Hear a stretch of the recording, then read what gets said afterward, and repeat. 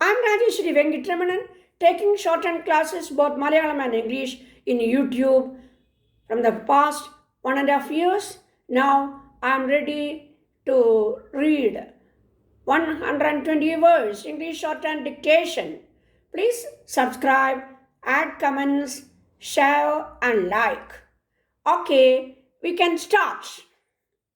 Honorable Chief Minister, other colleagues from the center and the states, ladies and gentlemen, I'm very happy to be here this morning to join you all at this seminar on the role of women in the rural development programs and to share with you some of my thoughts on the subject. In the context of Indian situation, there is no denying the fact that any program of economic development of the rural areas must necessarily concentrate on the development of agriculture and allied fields. One of the characteristics of the rural situation in developing countries and particularly in a densely populated country like India is male dominated agricultural activity. All the decisions of planning and execution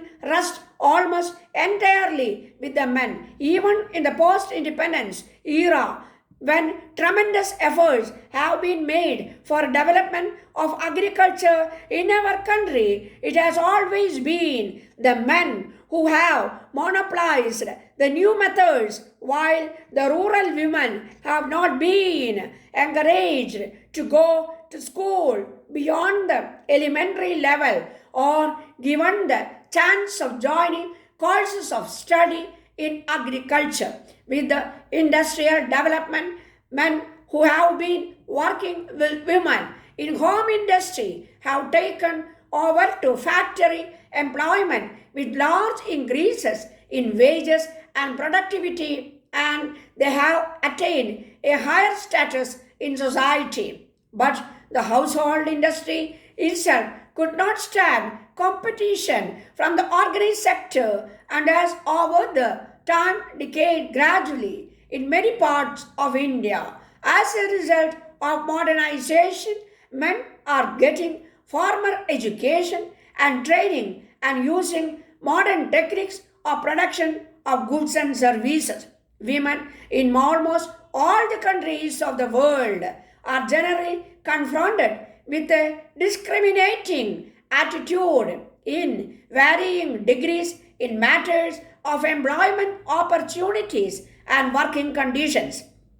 This discrimination possibly emanates from the conservative view about their proper role in the rural society and from the situation of growing unemployment. Although the rural women have been participating in the economic occupation for the past 5 to 6 decades, it is no secret that they are never allowed a free hand in work.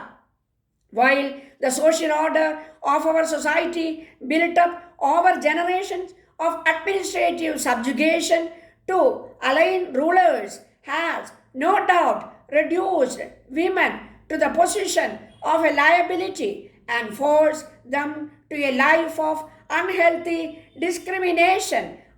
For one cannot rest content by just blaming the old order from this deplorable situation.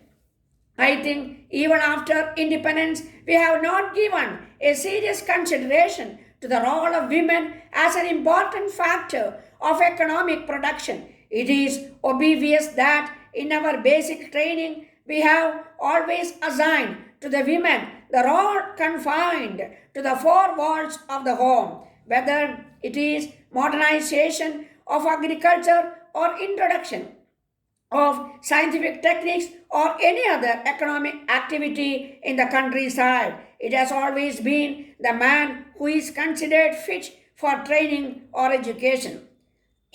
And all efforts in the last 25 years to raise work efficiency and competence have been